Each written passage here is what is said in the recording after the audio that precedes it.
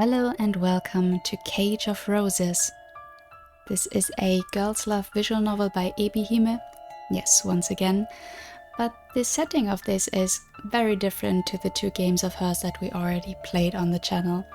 This is a gothic romance featuring a vampire, and it's also set in Germany, which as a German I already had a bit of a giggle at the names in the description, but it's okay. Yeah, this is the demo that was recently released, though I think it's already quite long, I don't know. Let's just have a look, shall we?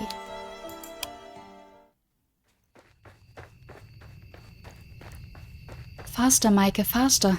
You have to keep moving or else... Oh god, they're gaining on us. Maike ran through the forest as quickly as her legs would carry her, which, given how exhausted she felt, was not very. She tried to obey Henny's orders, fearful both of letting her friend down and of the shadowy figures which pursued them, but her body refused to listen. Her legs felt numb, insensible, as unfeeling as marble but far weaker. It was through sheer force of will that she was able to keep going, and that alone, for all her strength had already left her. Even as Maike ran, staggering blindly through the fog, she feared it was a lost cause. She was but a young woman, slender and, well, not so very short, quite unaccustomed to exerting herself. She was not like Henny, who spent her days on her hands and knees, polishing the floors and blacking the fireplaces. Maike's fingers were white as ivory, while Henny's were red raw through demeaning, demanding, often physical labor. Maike's lungs, meanwhile, were straining from the agonizing effort of running. Never before had she known that the act of merely existing could be so exhausting. Maike, please, you need to hurry. Quickly, Maike. Henny reached back to take hold of Maike's hand, her coarse, short fingernails digging into Maike's palm.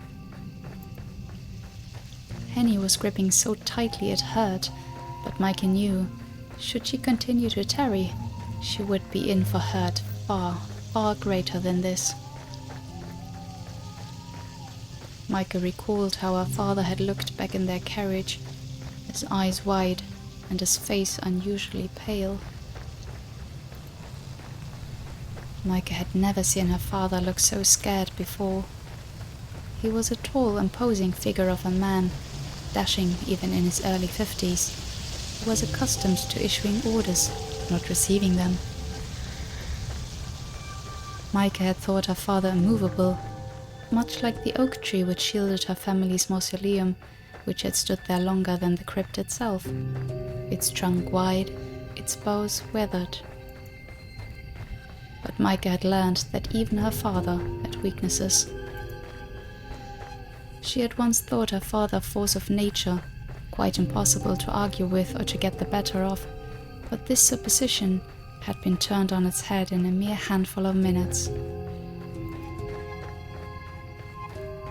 For all of his bluster, Maike's father was only human. He was made of flesh and blood like Maike, and when cut, he would bleed.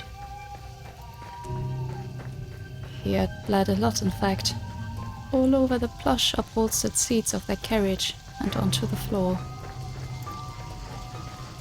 His fine clothes had been stained black with the stuff, and the air had stunk of it, sharp and tinny. Maike could smell her father's blood on her even now, as she and Henny raced through the forest. She couldn't forget it, however much she wished to. Oh, if only the events of that night had been nothing more than a bad dream. Maike wished that the fog would clear and she would awake, her eyelids fluttering, to discover herself sitting once more in her bed, in her home, the room flooded with pale sunlight. Maike! But Maike's surroundings did not shift. The trees continued to press in about her as though they meant to eat her alive. The shadowy pursuers were beginning to close in on them. Micah couldn't outrun them, no matter how she tried. She was flagging, her heart hammering in her throat. What would happen when... Micah was not so optimistic to hope for an if. They caught her. What would they do to Henny? The thought was almost more than Micah could bear. It had been bad enough to lose her parents, but to lose Henny too. She had done nothing wrong. Henny was no lady, she was just a maid.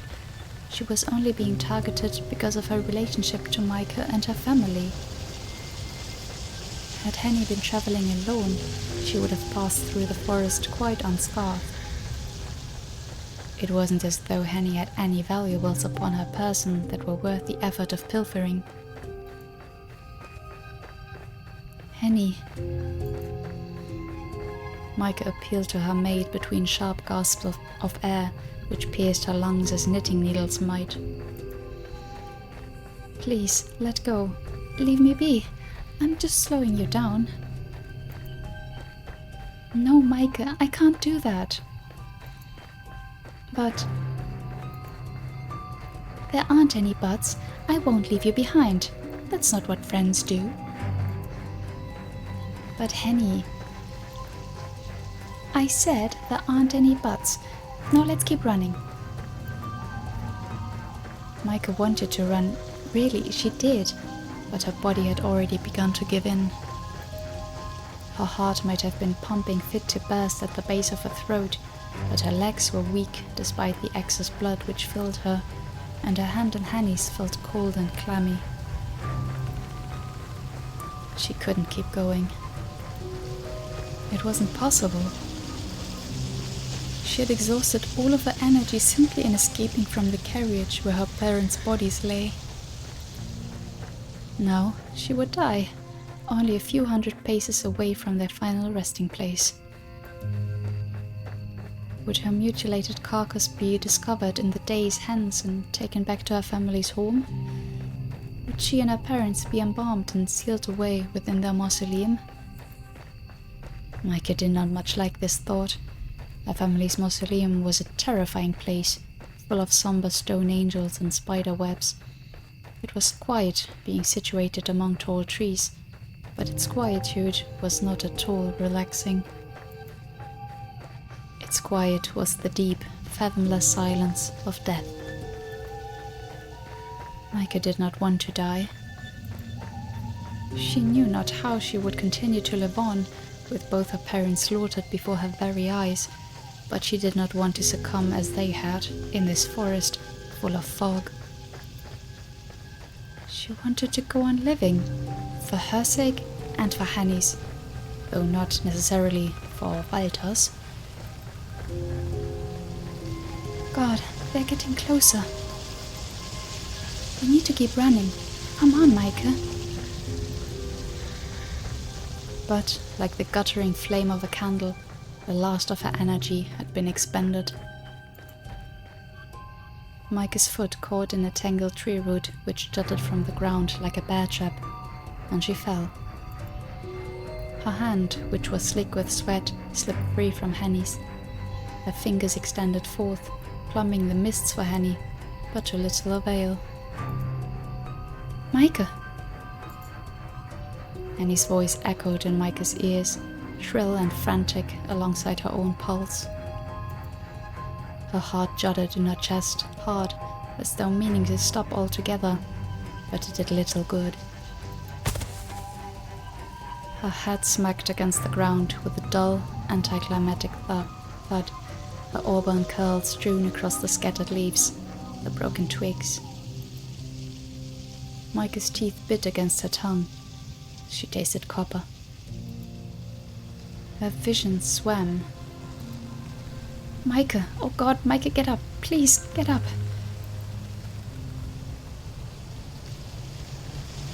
And then, everything went black. Stressful. Act 1. The night that never ended.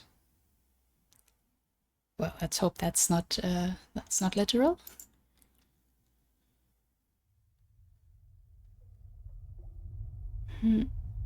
What? When Micah finally awoke, she was greeted by a dull, crushing pain that gripped her skull like a vice. A brackish taste akin to pond water filled her mouth, and with one hand clasped to her head, she coughed. Micah's body shuddered and her lungs burned. It took a minute before her coughing fit subsided, but once it did, Micah began to glance uneasily around her surroundings. She hoped that her immediate surroundings might shed some light upon her predicament, but her hopes were in vain. Micah did not recognize any of the geometry which encaged her thus. The floor upon which she was sitting, but why was she sitting on the floor of all things, was made of stone, which felt hard and cold and uncompromising. The walls, too, were made of stone, as was the ceiling, which felt very far away. A wooden cot was pushed up close against one of the walls, but it was so steeped in shadows, Micah could scarcely make it out. There was a chamber pot lying by the cot which, upon closer inspection, was empty, but its rim and sides was stained with caked-on filth. A truly unpleasant odor exuded from the chamber pot, which made Micah's eyes sting. It was fortunate that she had no immediate desire to relieve herself, for she had no desire to use this commodity. A quick examination of the room, though really it was more like a cell, showed Micah that, save for the cot and the chamber pot, it was utterly desolate. There was no other furniture to be seen, no shelves, no cupboards, nor even a proper bed. Yeah, it really looks like a cell. Would you really expect all that stuff to be there? There was no mirror either, so Micah could not see herself, but perhaps this was a blessing in disguise. Micah doubted she would be at her best now, being so very in pain and so very exhausted. She was so cold she could feel goosebumps rippling across her flesh, and her teeth were chattering badly. Micah wound her arms about her middle and shivered sadly. It was not only the chamber pot that stunk. The very air itself was rank, heavy with the stench of unwashed bodies and general decay. This room, this cell, reeked of death. How had she come to such a place? What had happened to her? Micah could remember sitting alongside her mother and her father in their carriage as it bore them through the forest, and then... There, at this most pivotal of moments, her memories failed her. Micah could recall nothing else. Now what was she to do? Had her parents been there, they would have given her instructions. They always seemed to know what Micah ought to be doing at any given time. But they were not there, and neither was Henny. Micah was all alone. Henny had been with her, Micah was certain, before. Before what? Why could she not remember anything? Well, a good hit on the head will do that. Oh, Micah thought sorrowfully, if only she was made of stone, then perhaps her head would not hurt so much. It really did feel that her skull might explode. Not from the pain, though the pain still remained, but from raw, unbridled fear. Micah had often dreamed of stealing away from her parents' home to embark upon a brand new life, unfettered by expectations, but she had never wished for this. Tears began to trickle down Micah's cheeks in crystalline droplets. They scored tracks in the dirt which caked her cheeks and dropped one by one to the floor upon which she sat. Her head bowed, fingers played against the stones. Micah sobbed and she sobbed until... What was going on? A soft voice spoke from amongst the teeming shadows. Micah could not see the speaker. She could scarcely see at all, given the darkness and now her own tears, but she recognized its familiar cadences. The voice belonged to Henny, her darling Henny. Micah's dear friend was here too, in the stone cell which smelt of death, and though Micah feared for Henny, she felt relief too bubbling up inside her. She was not alone after all. Henny? Micah crawled forth on her hands and knees, being too exhausted to stand, and stared into the shadows. Henny, is that you? Micah? Henny replied after a pause, for the voice, though languorous, belonged to her, quite unmistakably. There came a rustle from the darkness of shifting cloth, perhaps a skirt, as Henny sat. A shaft of moonlight spilled through the singular barred window hewn high into the wall of their cell, and finally Micah was afforded a view of her maid. Though christened Henrike, Micah had always called her beloved maid Henny. It seemed a more appropriate appellation for so cheery a woman, for Henny, come rain or shine, was rarely seen without a smile. Henny was not smiling now, however. Nothing much to smile about, is there? She was sitting upon the wooden cot which Micah had first spied during her brief examination of her surroundings. What she had taken at first for a crumpled blanket must have been the body of her own dear maid, obscured from her by the shifting shadows.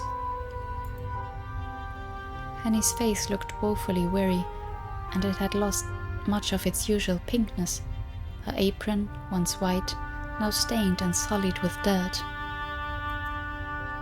Henny's shoes had been black and sensible, but now they were mired in filth, and her socks were rucked up about her ankles. Henny's eyes were wide and displayed so much white her irises seemed lost in them. This lent her a startled look, like a small woodland animal, a look which was heightened further by her knotted, tangled tresses. Henny's hands, which she held at her front, clasped together, were trembling like those of a woman thrice her age. Sorry.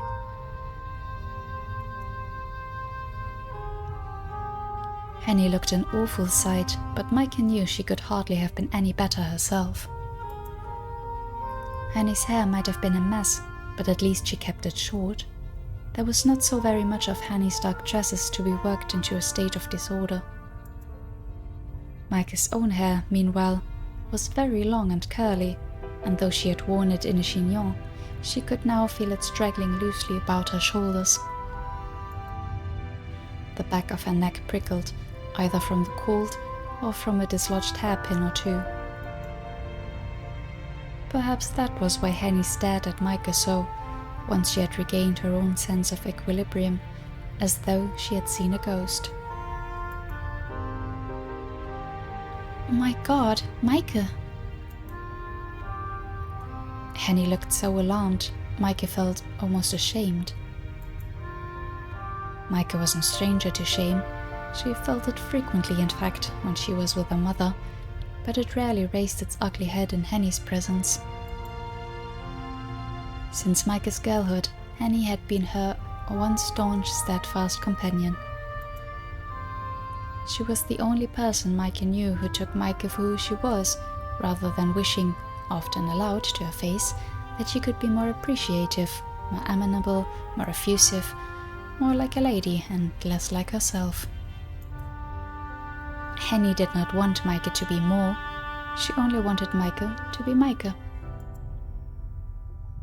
Did that mean then that Maike did not look like Maike in that moment? But who else did she resemble, if not herself? What had happened to her? Are you alright, Maike? Oh, look at your poor face.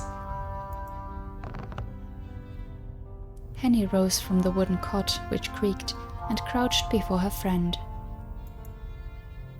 Reaching out, still shaking, she cupped Maike's cheeks in her fingers and said, "You're bleeding."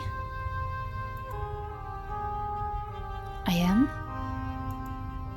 "Yes, you've a nasty cut beneath your right eye and your cheek." Henny sucked in a breath, her expression grim. "It's all banged up. You're positively black and blue." "Oh, I hadn't realized. I'm sorry, Henny." "What?" Henny, who had procured a handkerchief from her skirt pocket, it, fortunately, was devoid of dirt, paused in her dabbing at Maike's face to look at Maike with bemusement. "Why are you apologizing to me, you daft goose? You've done nothing to feel sorry for." I don't know. I'm just sorry for making you worry, I suppose." "Aw, think not of it. It's my job to worry about you. I'm your maid, remember?" "Well, of course I remember that much. My thoughts might be in a state of disarray for the present, but I would never forget you." "You are much more than my maid, Henny.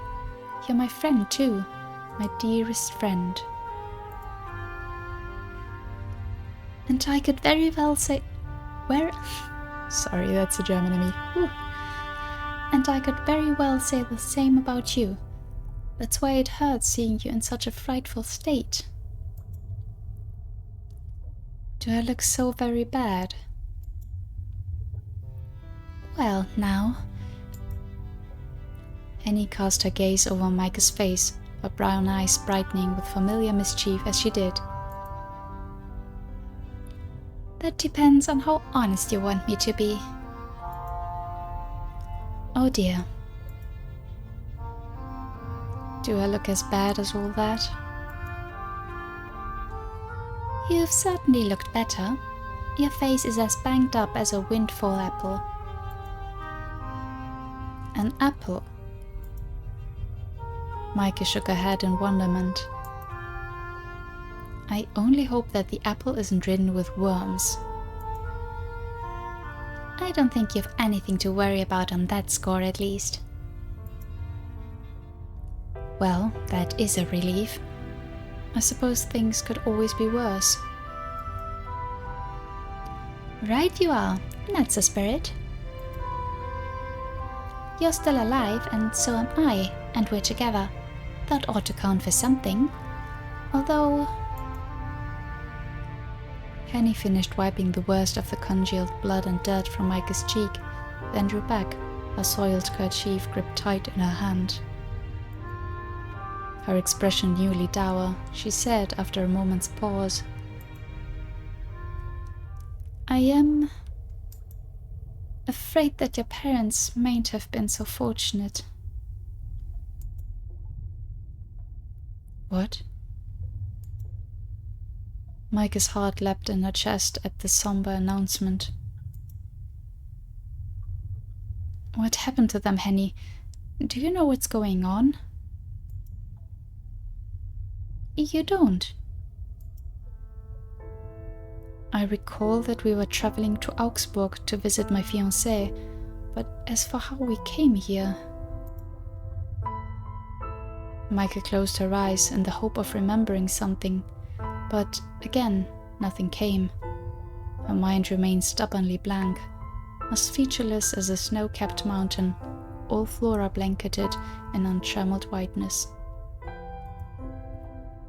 "I'm afraid I'm drawing a blank. I cannot remember." "Not a single thing?" Nothing.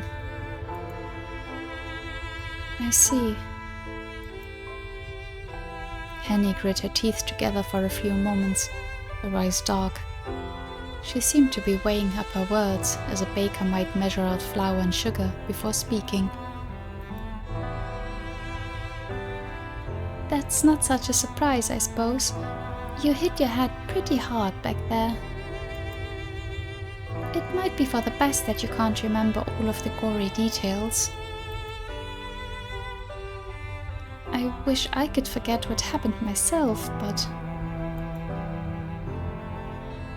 Henny's voice trailed away as, awkwardly, she gripped her kerchief. That kerchief had been the only clean thing in Micah and Henny's cell, but now it too was ruined, streaked with brown and red. How deep was the cut that Micah had sustained, and how much had she bled? This too remained a mystery. Micah did not know. There seemed much, all of a sudden, she was ignorant of. She felt so very unworldly she might as well have been a little girl again, and thus after she had successfully stolen the key to her family's mausoleum.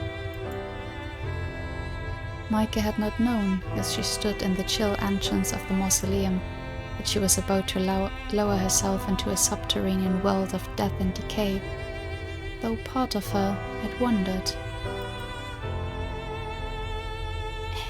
Henny.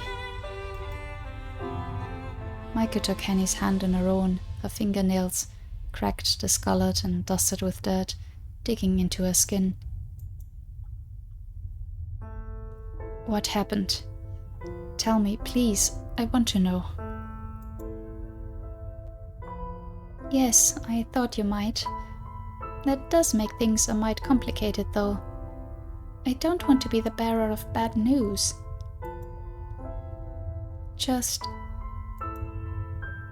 Henny looked to Micah beneath half-lidded eyes, her expression distressed, uncommonly pale and pinched. Promise you won't take against me for what I'm about to tell you.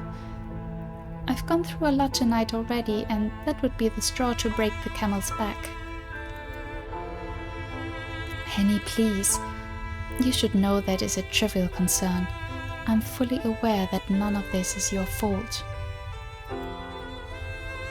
You have only ever sought to protect me. I have no better friend than you, not in all the world. And it's precisely because I want to protect you that I don't want to go into all this. I know it'll upset you. Christ. It upsets me too. It's an upsetting situation all around. It's rotten, really, what people are capable of, but... Henny, perhaps sensing her own distress, paused. She inhaled. Then, in a calmer tone, she said, Just how much do you want to know, Micah? How much is there to know?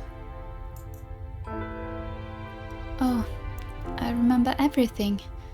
I'll always remember tonight, I expect. It made quite the impression. Horrible things always do. Oh dear, are things truly that dire? They're pretty bad, yes. Give me an abridged account then. I've no need to hear everything. Right you are. Henny bowed her head in acquiescence, her face half swallowed by the shadows. The band of light which had penetrated their drab cell had long since been extinguished, the moon obscured beneath a rolling fog. It was so cold in their cell, Micah could not cease her shivers. Even her teeth felt cold, like shards of ice implanted into her gums. Henny's proximity served as something of a comfort, but it could not rid Micah of her trepidation. She knew once Henny relayed the past events to her, her life would no longer be the same. Everything would change. It was changing already, in fact, so quickly that Micah hardly had a chance to gather her bearings. She felt lost, adrift, and hopelessly afraid. "I'm sorry to tell you this, Micah, but during our travels, the carriage, it was attacked by bandits." "What? No." "Yes, they came creeping out from the fog like, I don't know, monsters from a children's story maybe, but much scarier. They waylaid the carriage, then stormed it. They drew out their daggers and threatened your father, and when he refused to comply, well..." Henny's expression twisted. "They stabbed him." "What?" Micah drew in a sharp inhalation of air, her whole body tensing.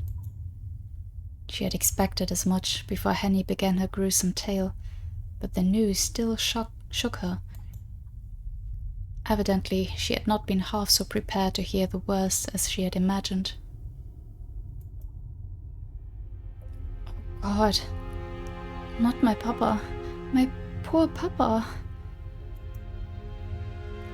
Don't tell me he didn't. I'm sorry, but..." Henny sniffed. "It's as you're probably suspecting. His wound was a deep one, and he died. Dead. My papa, dead. Dead as a doornail, I'm afraid. He didn't hang around to see what had happened, but... well... it happened so quick, I don't think he suffered, at least." "And my mama? What of her? Don't tell me she also..." Henny did not reply, but the discomfort which crossed her face left Micah with no doubts as to her mother's fate. In one brief night, both of Micah's parents had been slaughtered. Now, she was an orphan. And what of us, Henny? How did we escape? I find it hard to believe the bandits would just let us go. "Oh, I'm sure we would have joined your parents if we'd sat still, like good little girls, but I didn't want to do that. I took your hand while they were busy with your mother, and we ran away. We fled through the woods, but the bandits took chase pretty darn quick. It was very dark and the fog was thick, and I could hardly see what was happening. At one point you tripped and you fell. That's how you got that nasty cut on your poor forehead, and I was dragged down with you.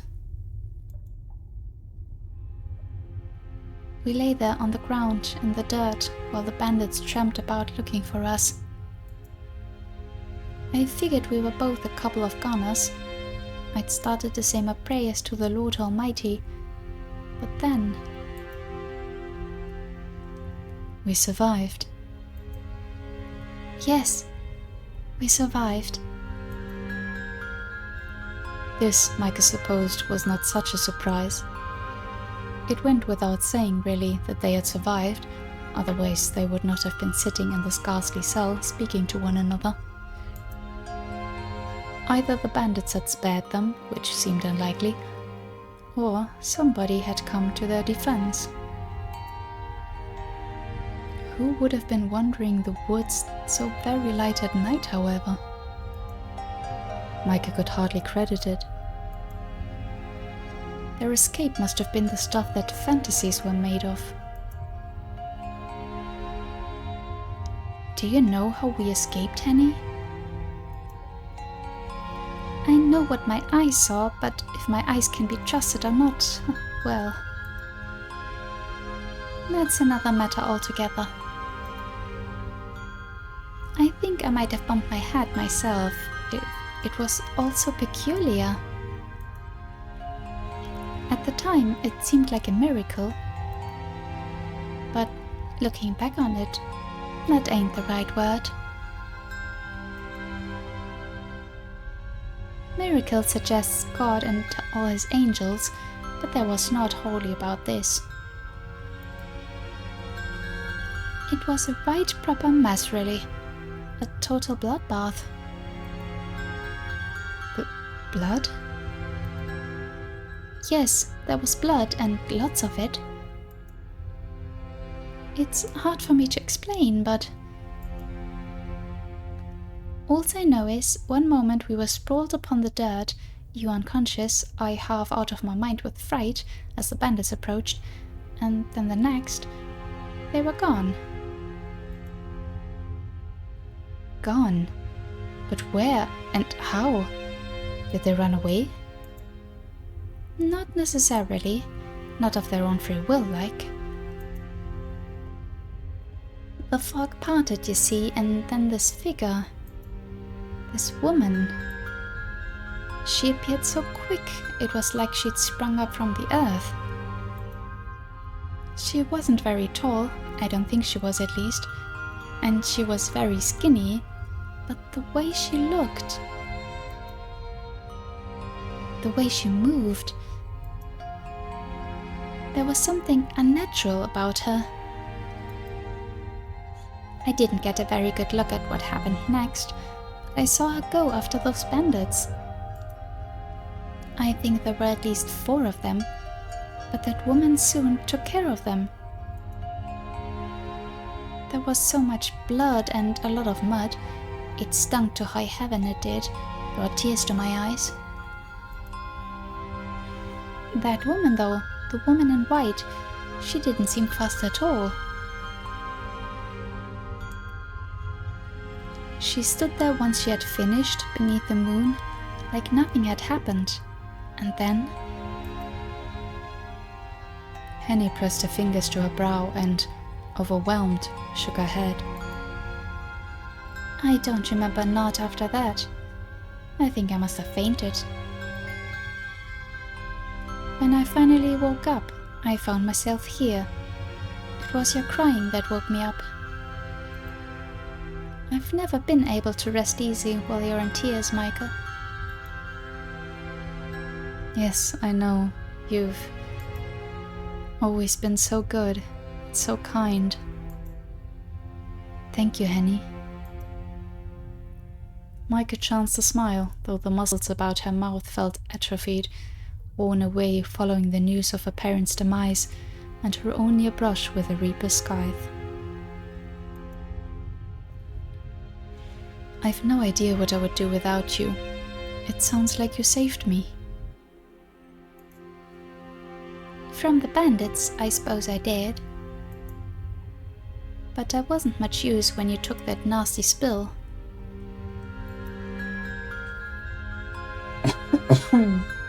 Sorry. There's no way I would have been able to carry you to safety, not when we were all turned about in the woods and I'd no idea where we were. I think I scraped my shin too. My ankle aches. We'd been gone as if that woman hadn't appeared.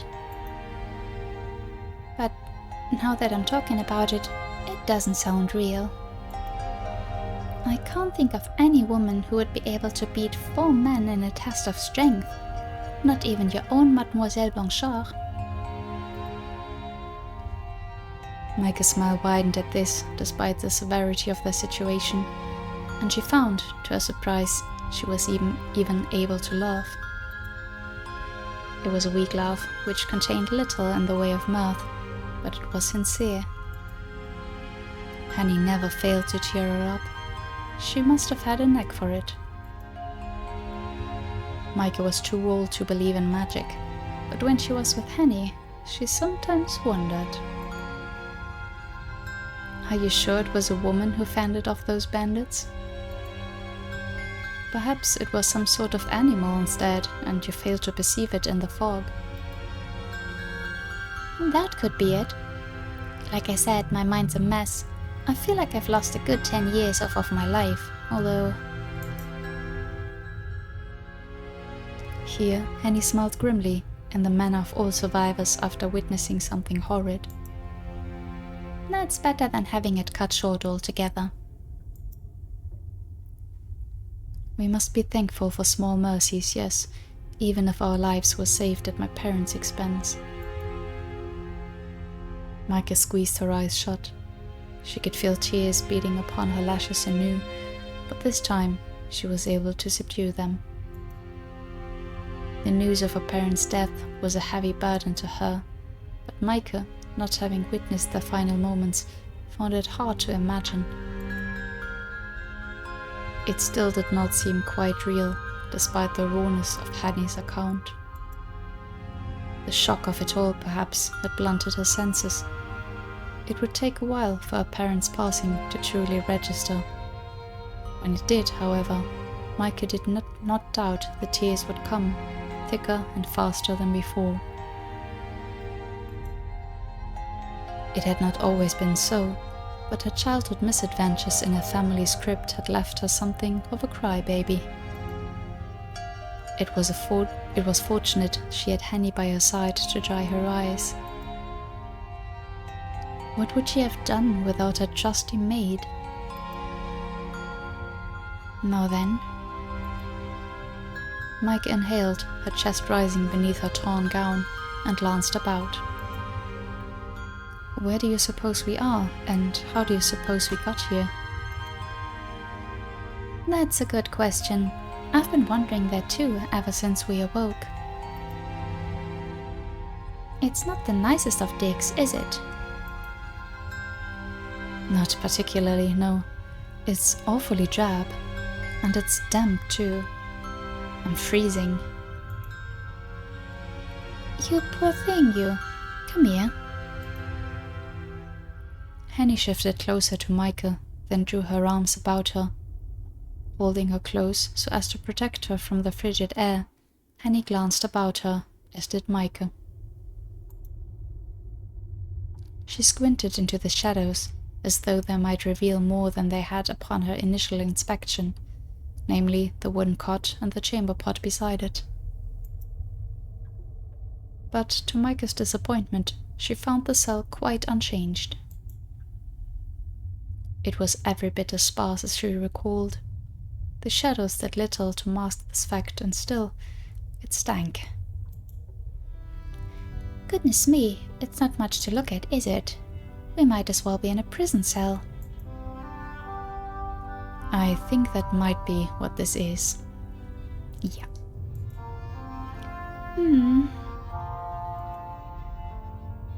Henny drew back from Micah, her legs crossed beneath her upon the stone floor, and frowned. I reckon you're right. I wonder who brought us here. I wonder indeed, huh? You and me both. It was nice of our mysterious benefactor, or benefactress, to rescue us, though they can't be all that kind if they're going to let us suffer in here. You'd think they could at least have put us up in a nicer room. I'm not expecting first-class accommodations, but you deserve better than this, Micah. This place isn't fit for rats, let alone people. It's all right. It's better than being dead, at least, even if these lodgings are a mite uncomfortable. Only a mite. Well, Micah corrected herself with a smile. Quite a bit, if I'm being honest. Micah drew her arms about her legs, her knees beneath her chin, and said, "When I woke up, I was lying on the floor." On the floor? Henny's eyebrows shot up her forehead until they met her hairline. The gesture was so exaggerated. It managed to bring another smile to Micah's lips, despite how very dire the situation was. I suppose it makes sense, there being only one bed, but oh, that is too much. I can't believe they'd fling you about like a sack of sawdust. Many unbelievable things have happened tonight. Our benefactor must have been bucking the trend. Some benefactor? When I get my hands on them, I'll give them what for. Don't, Henny. It wouldn't do to pick a fight with whomever brought us here. I wouldn't want to anger them. Not when we are at their mercy. Why, but that makes us sound like captives. You didn't try the door yet. Maybe it's not locked. Is that not what we are? This is a cell after all, and we have no means of escaping.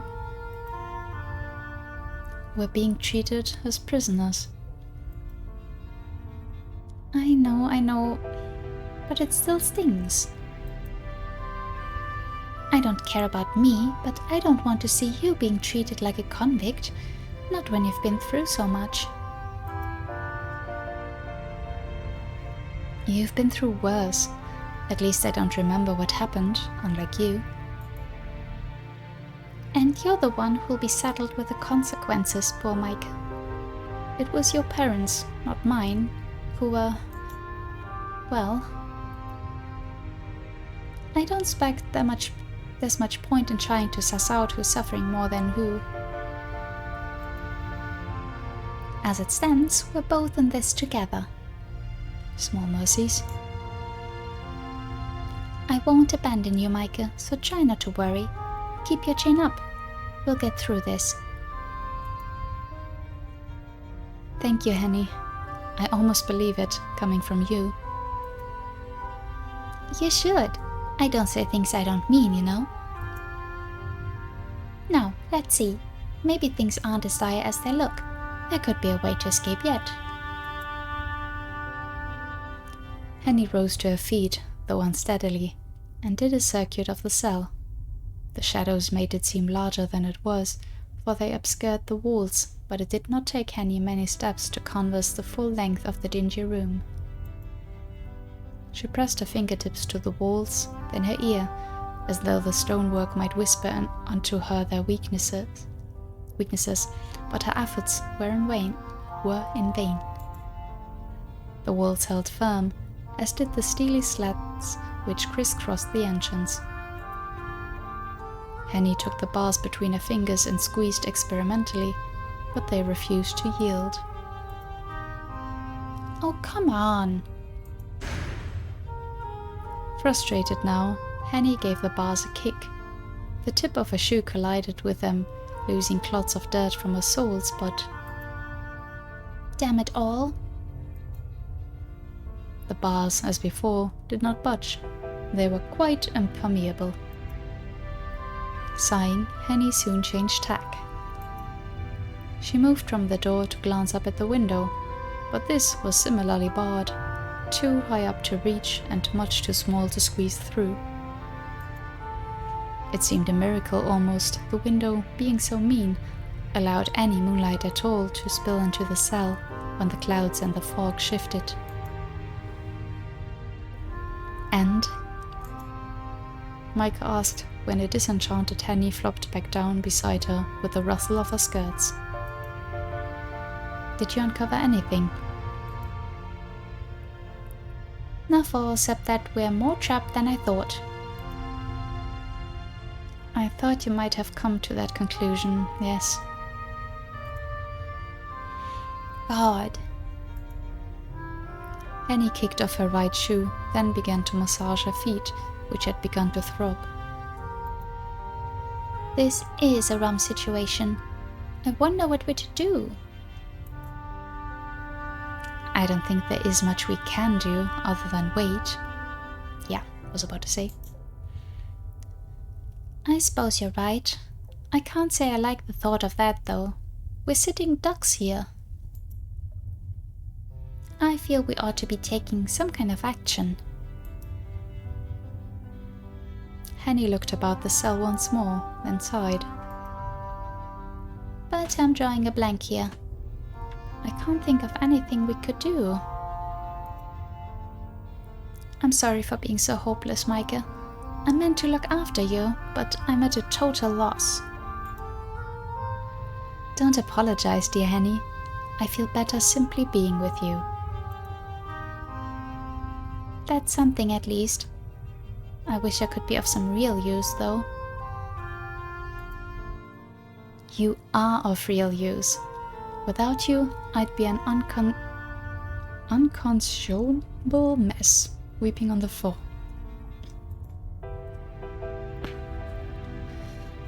Well, we can't be having that. It breaks my heart to see you cry. Much as it breaks mine to see yourself flagellate so over something that is not your fault. Touché.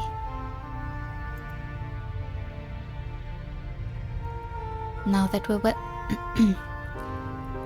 well and truly stuck here, I suppose we ought to make the best of it, although I've had a bad feeling about this place. It gives me the creeps. I don't know who imprisoned us here or what cause, but they've no manners to speak of. Why, it's almost as if... Henny began, but she found herself unable to finish the sentence. A sound issued forth from darkness, emitting from beyond their tightly sealed cell. It was a faint sound, like that of far-off rain, but Henny still heard it, the sour air being so still and silent. It sounded like a scream. Good God! Henny sat up straighter, her fingers digging into her arches, her eyes alert. What in the world was that? I suppose that was just the wind. Do you really think so? Yes, I imagine. Micah answered in the affirmative, though deep down both she and Henny knew the truth. That had not been the wind.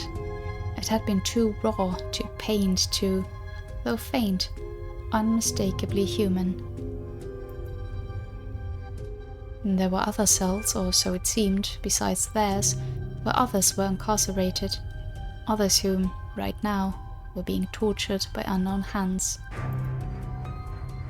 Micah could feel the fine hairs on the back of her neck standing up. Her body, which felt constrained by her stays, quivered. All she could do was sit there, her legs pressed to her chest like a fitful young girl, as she murmured, more for her own benefit than Henny's.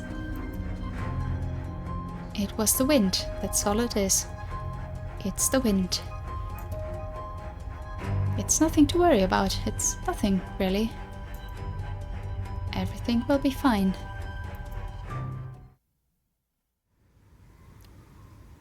Okay then, that's eerie indeed. With no obvious way of escape and very little to do, Mike and Henny had no choice but to idle their time away. They sat upon the stone floor together. They could, Micah supposed, have sat upon the wooden cot, but it did not seem sturdy enough for the both of them, with their legs folded primly, like two little girls conducting a make-believe tea party. Henny had, at first, balked at the idea of her mistress sitting on the floor like a plebeian, but Micah's dress was already so dirty it scarce mattered. It is colder, though, like on the stone floor. But okay. The two women did not, however, abandon themselves to inertia. Henny knew they had to do something to take their minds off their ghastly predicament. Fortunately, Henny was not empty-handed. She had in her pocket, alongside the kerchief she had used to wipe Micah's cheek, a pack of cards. These cards were bent at the corners, but they remained perfectly functional. For want of a better way to use their time, Henny proposed to Micah a game of Joker, which she soon accepted. Henny cut the deck, then dealt out the cards, her motions deft despite her trembling. Both Henny and Micah were familiar with card games. They often played rounds to pass the hours, there being precious few amusements that ladies of Micah's caliber were permitted to do. Were it not for Henny and her games, Micah feared she would have lost her mind from fright. The two women played several rounds of Joker, examining their decks and dispensing of cards. The game did not require a great degree of tactical thinking, but it helped alleviate some of Micah's concerns. It could not, alas, alleviate the cold, but Micah had been shivering for so long she had almost grown accustomed to it. She had been in the dank, miserable cell for so long, she could scarcely remember how it even felt to be warm. Had the journey to Augsburg continued unimpeded, she would now be sitting by the fire in Walter Gerhard's living room, or else tucked up in one of his many guest bedrooms with a warming pan at her feet. Both Augsburg and Walter Gerhard seemed very far away to Micah now, though being confined thus in a prison cell. How long had she been sitting with Henny on the floor, shivering? Micah did not know. She could not tell. She had lost all conception of time and its passing. It had become nebulous to her, unformed and unfixed. All Micah really knew, in her infinite ignorance, was that the night seemed hopelessly long, she hopelessly small and insignificant. There was no clock in Micah's cell, and neither she nor Henny carried timepieces upon them. The only means Heike had of tracking the advancement of the hour was the sliver of sky she could see beyond the narrow window situated high above her head. She could recall that the sky had been dark upon her waking, and it remained so now, 3 games of Joker later. The moon, which emerged from the fog at irregular intervals, shone its pallid light upon Micah's head and upon her hand of cards, lighting her Joker and his wide, rictus grin. Micah had never much cared for the Joker and Henny's trusty pack of cards. His expression unnerved her. Every once in a while, as she played, Micah spared a few glances upwards at the barred window. She could not hope to guess at the hour, but she knew it was late. It had been late when the bandits had descended upon her parents, and it was still late now. Perhaps 1 hour had passed since the attack, or 2. It could have been an advanced hour of the night, or could have been, by the same token, the very, very early hours of the following morning. The calendar might have shifted already from one day to the next, but Micah was none the wiser. Micah could not believe, though, when she tilted her head, that the sun had any intention of soon putting in an appearance.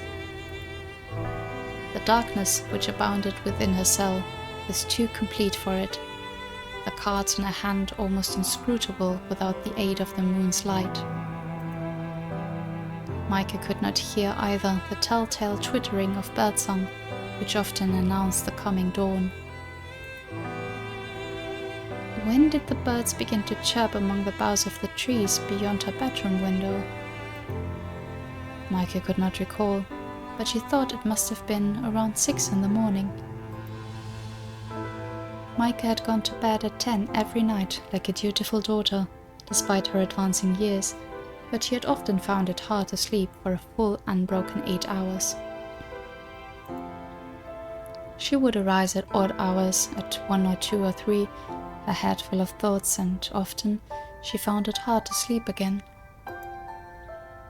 When this occurred, Micah would rise from bed to sit by her windowsill, her forehead in summer pressed to the glass. That always helped cool her, and her errant thoughts alongside it. Oh, how her mind raced. It seemed quite unfair, really, that she should be cursed with so many thoughts when her parents demanded only that she be a perfect passive doll of a woman, with no opinions at all. With weary eyes, Micah would look out to her back garden, steeped in shadows, and the cobblestone streets beyond it. Others might have found the night in its fathomless stillness uncomfortable, but Micah quite enjoyed it. At least she did not have to perform when all else were abed. She was free to feel and think as she wanted, without fear of being reproached. "Micah," her mother had often scolded her as she sat in the dining room for uncomfortable family meals, "you were furrowing your brow again. Have I not warned you against it? It is most unattractive. What must Herr Gerhard think if he could see you now?" Micah would always apologize for these faults of hers, no matter how slight, but inwardly she smouldered. She did not like being spoken down to as if she were a child. Now, at least, after the night's horrors, she needed no longer worry about furrowing her brow in an unbecoming way as she sipped her soup. She no longer had a mother to scold her. She would never see her mother nor her father again. And what of Walter?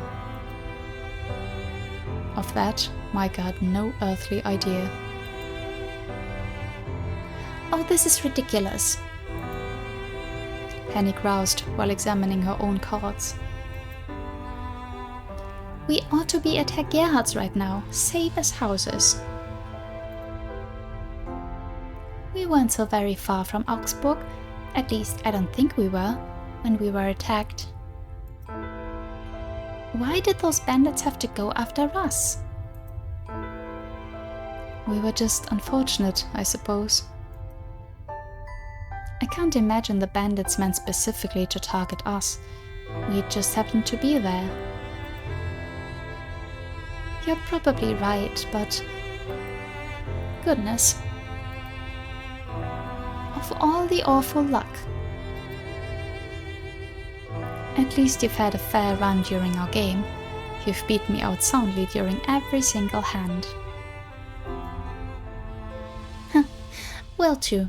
I suppose I should thank heaven for small mercies, eh? Henny smiled at Micah's attempt to cheer her, but it didn't last. Both Henny's smile and Micah's cheer were half-hearted, and soon they were swallowed by the sinister darkness of their cell. It's a shame I don't feel more thankful.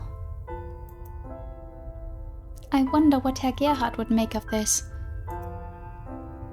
He'd be off his head, I'm sure, if he knew the state you're being kept in, Micah. I'm enraged too, for you and him. You deserve far better than this. You're a von Essen, for crying out loud. The person who's holding us here will feel mighty sorry when they realize who you are. You're a real lady. Maybe. Micah's reply was vague in both tone and meaning. Not even Micah herself was sure whether she meant to disparage Henny's optimistic assertions that her status as a lady would grant her any favors with their captors, or whether she was a lady at all. Micah had been born to a noble family, it was true, with a lineage which could be traced back centuries, but the von Essens were not what they had been. Half a century of poor financial decisions and a grandfather with a compulsive gambling addiction had led to the squandering of much of the von Essens' wealth. While still in possession of their family home and a veritable fleet of maidservants, the family's finances had been in a dire state ever since Micah's girlhood. Though not openly wanting for cash, Micah's parents had made a good many purchases based on their family's prestige rather than the figures in their bank account. Micah's wedding to Herr Gerhard had been an attempt to shore up the family's wealth before they could fall from grace altogether, but that now seemed an impossibility. How could Maike wed Walter when she was incarcerated? Yeah, that's a bit of an obstacle, isn't it?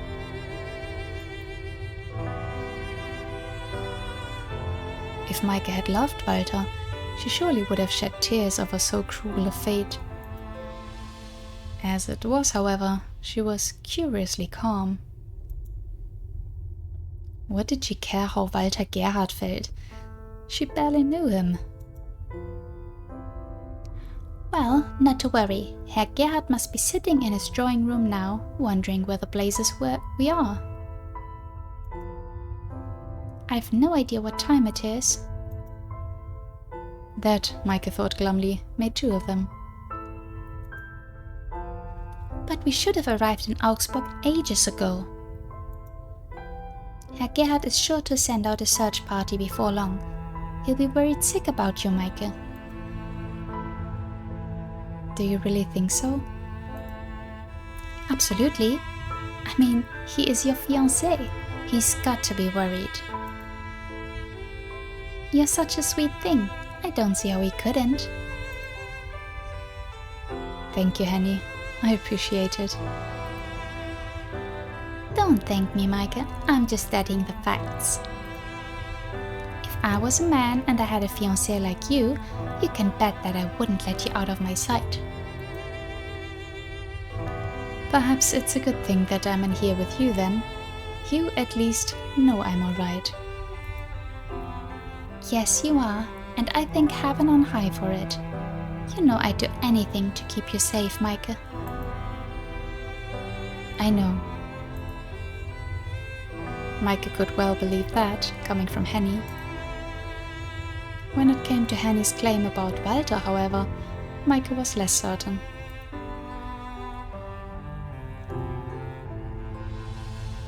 We actually get a picture of him. Hello. What did she know about Walter really, other than his age and his occupation, and how fabulously, excessively wealthy he was?